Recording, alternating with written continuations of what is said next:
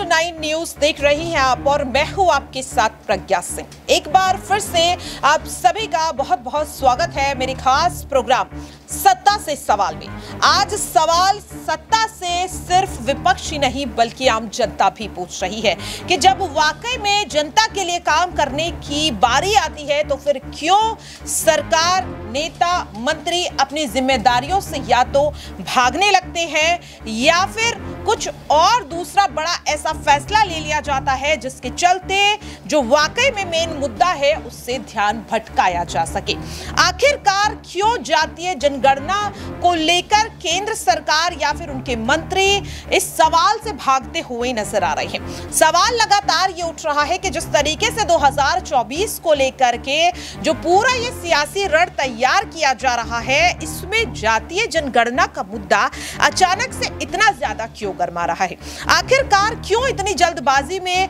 बिहार सरकार ने गांधी जयंती के खास मौके पर ये आंकड़े जारी कर दिए। यहां पर बिहार सरकार को लेकर के कई नेता ये दावा करते हुए नजर आ रहे हैं कि गलत रिपोर्ट कार्ड पेश किया है। लेकिन इस बीच आज सुबह सुबह एक और बड़ी खबर सामने आती है। खबर मीडिया आउटलेट न्यूज क्लिक के खिलाफ जो कार्रवाई की जाती है, उनके दफ्तरों पर, वहां पर काम कर रहे पत्रकारों पर जिस तरीके से छापेमारी की जाती है, जिसकी जानकारी खुद मशहूर पत्रकार अभिशार शर्मा ने ट्वीट करते हुए दी। जी हां, अभिशार शर्मा ने अपने ट्विटर अकाउंट से एक पोस्ट शेयर की जिसमें उन्होंने साफ तौर पर लिखा कि मेरे फोन से की गई आखिरी पोस्ट है क्योंकि दिल्ली पुलिस की स्पेशल सेल की जो टीम है वो मेरा फोन और मेरा लैपटॉप जब्त कर रही है। अब सवाल ये उठ रहा है कि न्यूज क्लिक के खिलाफ की गई कार्रवाई का क्या वाकई में जातीय जनगणना के मुद्दे से कोई कनेक्शन है? कनेक्शन तो है और ये कनेक्शन निकालते हुए नजर आ रही है कांग्रेस नेता पवन खेड़ा।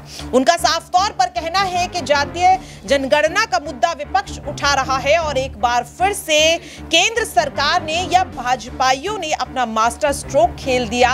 किस तरह से न्यूज क्लिक पर कार्रवाई की गई और कहीं ना कहीं ध्यान को भटकाने की कोशिश की गई। क्या वाकई में ऐसा कुछ है भी या फिर विपक्ष जानबूझकर जातीय जनगणना का मुद्दा उठाकर 2024 के लिए एक सियासी रण बनाता हुआ नजर आ रहा है? इस चीज को समझने की कोशिश करेंगे। हमारे इस न्यूज रूम में जो तमाम सहयोगी हैं उनसे समझेंगे कि क्या वाकई में न्यूज क्लिक पर हुई कार्रवाई और जातीय जनगणना का जो मुद्दा विपक्ष उठा रहा है दोनों का आपस में कोई कनेक्शन है। नाजमीन, किस तरह से देख रहे हैं आज सुबह सुबह जो कार्रवाई हुई है न्यूज क्लिक पर, उनके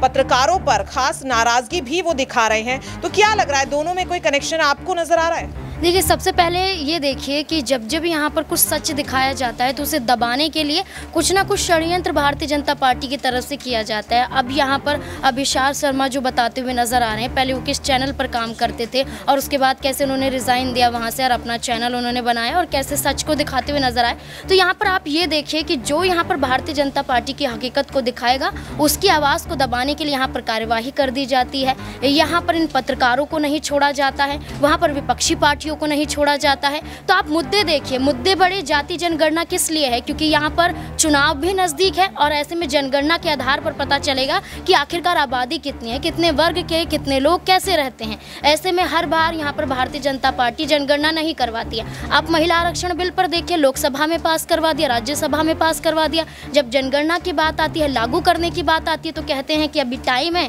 इस पर एक जनगणना होगी, सर्वे होगा और उसके बाद जो कुछ भी होगा उसके लिए एक प्रक्रिया बताइए, वो भी 2029 और उसके बाद भी आप कुछ नहीं कह सकते कि कब तक ये देश में लागू होगा। एक चुनावी एजेंडा होता है यहाँ पर तमाम पार्टियों का और ऐसे में भारतीय जनता पार्टी ने यहाँ पर ये कार्यवाही करके एक तरीके से किया है और दूसरी तरफ विपक्षी पार्टियों ने केंद्र सरकार की हकीकत को दिखाते हुए जातीय जनगणना ये करते हुए नजर आए हैं। वाकई में देखिए, यहाँ पर एक और सवाल यहाँ पर नाजमीन रहेगा। जिस तरीके से हमेशा Bharatiya Janata party, NDA, RSS, जो भी आप यहाँ पर नाम ले लें इस संघ को लेकर के, ये कहा जाता है कि धर्म की राजनीति कर रहे हैं। अब भारतीय जनता पार्टी कह रही है कि जाति जनगणना का मुद्दा उठाकर कहीं ना कहीं विपक्ष भी तो जाति की राजनीति कर ही रहा है। तो क्या लग रहा है कि जो ये जाति जनगणना का मुद्दा वाकई में विपक्ष उठा रहा है ये देश के भविष्य को और ज्यादा मजबूत करने के लिए उठा रहा है या फिर अपने सियासी फायदे के लिए? देखिए, यहाँ पर जाति जनगणना तो होनी चाहिए, तभी तो आपको मालूम चलेगा कि किस वर्ग के लोग कितने हैं और उनका क्या अधिकार है, क्या हक है। आप जनगणना ही नहीं करेंगे, आपको कैसे मालूम होगा देश में। आप ये देख लीजिए, महिला आरक्षण बिल की बात ही कर ले, क्योंकि ये ज़्यादा चर्चाओं में है। यहाँ पर राहुल गांधी ने कौन सा मुद्दा उठाया कि ओबीसी समुदाय की महिलाओं को शामिल नहीं किया है। वाकई यहाँ पर अगर शामिल किया होता तो यहाँ पर देश के प्रधानमंत्री बोलते या इस बिल में कहीं ना कहीं मौजूद होता, लेकिन कहीं नज़र नहीं आता। और उसी को राहुल गांधी कहते हैं कि आप हर वक्त पिछड़े वर्गों को पीछे ही रखते हैं, उन्हें आगे बढ़ने नहीं देना चाहते। चाहे संसद की बात हो कि संसद में जाने की बात हो, या फिर यहाँ पर बड़ा पद देने की बात हो, या किसी वर्ग में भी जाने की बात हो, हमेशा से पीछे ही रखा जाता है। जब आप देख लिए नए संसद भवन का उद्घाटन किया गया था, यहाँ पर माँ महिम की बात करें, जो यहाँ पर राष्ट्रपति द्रौपदी मुर्मू है, उनको उद्घाटन पर न्योता नहीं दिया जाता। वैसे आप कहते हैं कि वो बड़े पद पर हैं, उनका सम्मान करना चाहिए। जब उनकी ही पार्टी के नहीं करते हैं तो सोचने वाली बात है कि आप दलितों को, आदिवासियों को, पिछड़े वर्गों को सिर्फ इसलिए रखते हैं ताकि आप वोट बटोर सकें। जब भी चुनाव आए आप उनके हाथ पैर धोएं और यहाँ पर वोट बटोर सकें, और जब उनके लिए ही काम करना हो तो आप उनसे एकदम पीछे हट जाएं, कदम पीछे खींच लें। और विपक्षी पार्टी जब जनगणना कर रही हैं तो इसी बात को लेकर तमाम विपक्षी पार्टियां, तमाम लोग भी तो यही चाहते हैं कि पूरे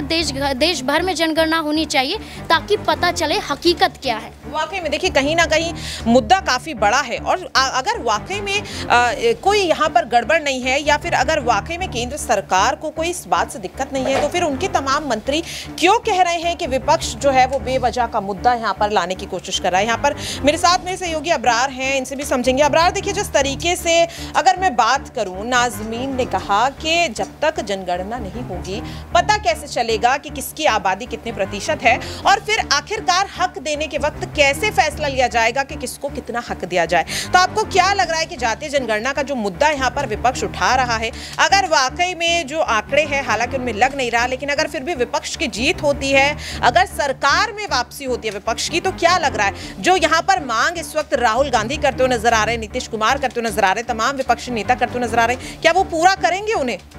देखिए, बिल्कुल जातीय जनगणना को लेकर बिहार सरकार पहले से ही लगातार इस पूरे मुद्दे पर कहीं ना कहीं जोर आजमाइश कर रही थी। अब केंद्र के तरफ से इसका विरोध उस ढंग से नहीं किया जा रहा था, लेकिन हाईकोर्ट में, जो पटना हाईकोर्ट में जो एक तरीके से पक्ष रखा गया, फिर उसके बाद हाईकोर्ट का फैसला आया, तो ये सारा जो प्रकरण हमने देखा, ये दर्शाता है कि बिहार सरकार या बिहार के दो बड़े दिग्गज चेहरे जो हैं, लालू प्रसाद यादव, नीतीश कुमार, ये चाह रहे थे कि 24 से पहले ऐसा कोई उनके पास एक तरीके से मुद्दा होना चाहिए जिसको लेकर के कहीं ना कहीं केंद्र सरकार को घेरा जा सके। एनडीए जिन मुद्दों को लेकर लगातार विपक्षी दलों को जो है दरकिनार कर रहा था या फिर नीचा दिखाने की कोशिश कर रहा था, उसकी काट के लिए ये मुद्दा जो बेहद ज़रूरी था। और इस पूरे मामले में कहीं ना कहीं नीतीश कुमार सफल रहे, और इसका असर हम देखें कि 24 पर बिल्कुल पूरी तरीके से पड़ता नजर आएगा। और ये पूरा खेल 24 को लेकर के ही किया गया है। भले ही इसको अलग अलग एंगल से सब लोग, अलग अलग पार्टी जो है वो अपने जो है एंगल से समझाने की कोशिश करें, लेकिन 24 का खेल है ये। और 24 को लेकर के जो बिहार की राजनीति की अगर हम बात कर रहे हैं, तो इससे पहले जो लोकसभा चुनाव हुए 2019 के, उस चुनाव में जो भारतीय जनता पार्टी को भारी अक्सरियत के साथ बिहार में जीत मिली थी, जो 40 सीटें हैं लोकसभा की, उसमें से 39 सीटों पर भाजपा ने जीत दर्ज की थी। मात्र एक सीट की अगर हम बात करें किशनगंज की, उस सीट पर कांग्रेस पार्टी की जीत दर्ज हुई थी। तो ये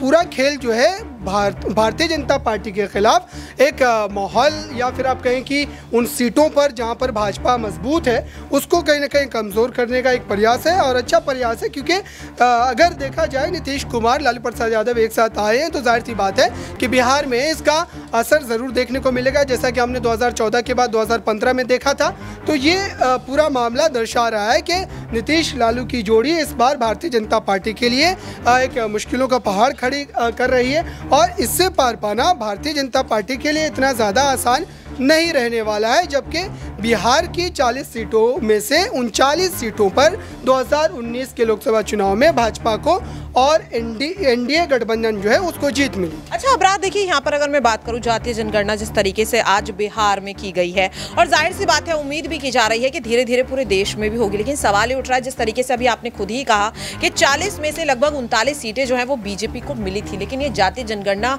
का रिपोर्ट कार्ड सामने आने के बाद इस बार 2024 को लेकर के क्या लग रहा है कि सीटों में इजाफा होता हुआ नजर आएगा और ज्यादा, या फिर यहाँ पर गिरावट देखने को मिलेगी? देखिए बिल्कुल इसका असर अगर देखा जाए तो क्षेत्रीय दल होने के नाते जाहिर सी बात है कि कहीं ना कहीं इसका असर जो है भारतीय जनता पार्टी के खिलाफ होगा, क्योंकि बीजेपी के लिए एक जो मजबूरी की बात है, बिहार प्रदेश में अगर देखें आप तो बीजेपी का कोई ऐसा वाहिद चेहरा नहीं है जिसके बलबूते भारतीय जनता पार्टी बिहार में अकेले अपने दम पर चुनाव लड़े, गठबंधन की स्थिति में ना आए, ऐसा बिल्कुल भी नजर नहीं आता। एक चेहरा सुशील कुमार मोदी का था, जिन्हें जो है अब केंद्र की सियासत में जो है राज्यसभा में लाया गया है। तो ऐसे में देखा जाए तो बिहार में बीजेपी का कोई ऐसा बड़ा चेहरा नहीं है जिसके नाम पर जनता जो है भारतीय जनता पार्टी के साथ जाने को तैयार हो। अब ऐसे में एक पहल ज़रूर की गई है, वो तमाम जो क्षेत्रीय दल हैं जो खास करके जातिगत राजनीति करते हैं, चाहे वो हिंदुस्तान अवामी मोर्चा हो, जीतन राम मांझी की पार्टी, या फिर वीआईपी विकासशील इंसान पार्टी हो मुकेश सहनी की, ऐसी तमाम पार्टियां हैं, या फिर चिराग पासवान की बात करें, ये तमाम पार्टियों का गठजोड़ करके अगर एनडीए गठबंधन जो बना है, अगर ये गठबंधन फिर से एक बार खेल कर पाता है तो देखना होगा, क्योंकि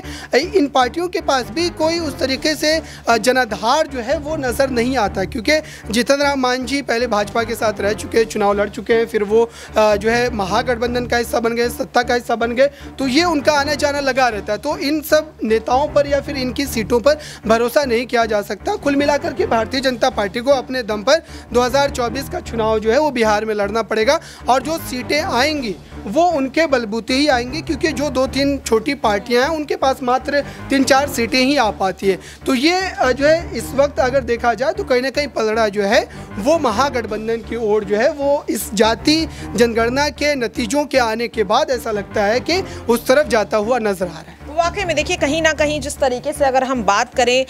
बिहार सरकार ने आखिरी समय में ये जो फैसला लिया है, जिस तरीके से जातीय जनगणना का जो मास्टर स्ट्रोक खेल दिया है, साफ तौर पर जिस तरीके से अबरार ने भी कहा कि 2024 का चुनाव बिल्कुल भी एनडीए के लिए आसान नहीं होने वाला है। और अभी तो सिर्फ और सिर्फ एक ही राज्य का जो रिपोर्ट कार्ड है वो सामने आया है। देखना होगा कि आखिरकार जो मांग लगातार विपक्ष कर रहा है कि जितनी आबादी उतना हक, क्या वाकई में 2024 तक वो सपना साकार होता हुआ भी नजर आएगा या नहीं। फिलहाल के लिए मेरे खास प्रोग्राम सत्ता से सवाल में आज के लिए इतना ही। कल फिर होगी किसी नए मुद्दे को लेकर आप सभी से मुलाकात।